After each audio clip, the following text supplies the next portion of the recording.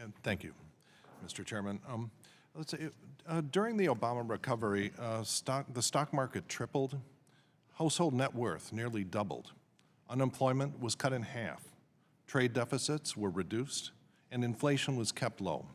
Do you expect that your administration will match the Obama record, and if not, why not?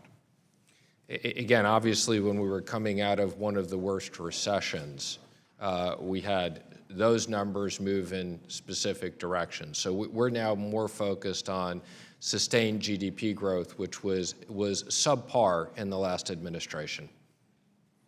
But you don't expect, for example, that you will do as well in tripling the stock market or similar, or cutting unemployment? Again, I'm not going to make any specific comments about where the stock market is in the future. It's been up a lot. Again, but I'm not going to make any specific comments on the stock market. Okay. Now, I'd like to talk a little bit about trade and Forex markets. I've long viewed that the failure of free trade deals to address currency manipulation was probably their most significant shortcoming and the major reason I haven't supported them.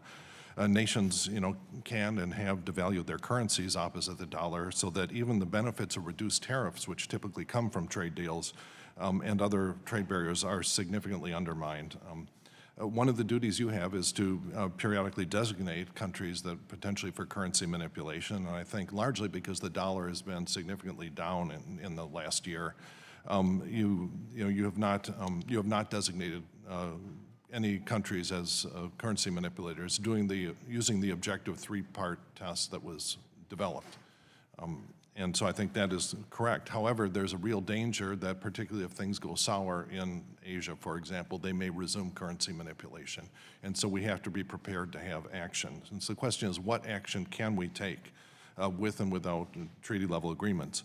So one proposal that I've studied that does not require, it's something that any treaty-level agreements, things that we could just do ourselves, comes from Fred Bergsten and Joseph Gagnon at the Peterson Institute. They argue the United States could act unilaterally or multilaterally, if possible, with a partner like the EU or the ECB to simply make countervailing purchases of currency for any country that was found to be manipulating its currency, according to either our definition or the IMF's definition, which are pretty similar.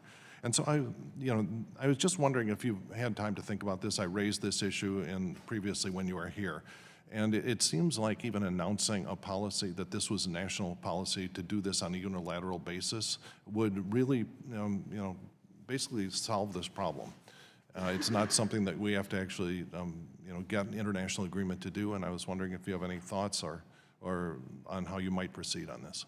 Sure. Well, first of all, I can assure you that the President and I are very focused on the trade deficits and are very focused on currency manipulation. And to the extent there is currency manipulation going forward, we will absolutely call that out. Okay, we have it on. We've been calling it out for decades. All right, calling it out, jawboning doesn't work. Well, so again, I think sometimes in the past we didn't call it out, so that was one of the problems.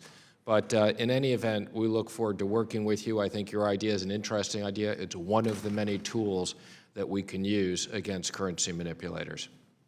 All right. Yeah. No, I think this is actually it really comes from the Peterson Institute, the thought behind it. And when I saw this, I just thought this is something we can and should do. I think it's very interesting. Thank you. Okay. Let's see. I'd like to speak a little bit about the debt limit. When we talked about this last time you were here, you really said that you did not support the debt limit as a mechanism for controlling spending. Which is something I agree.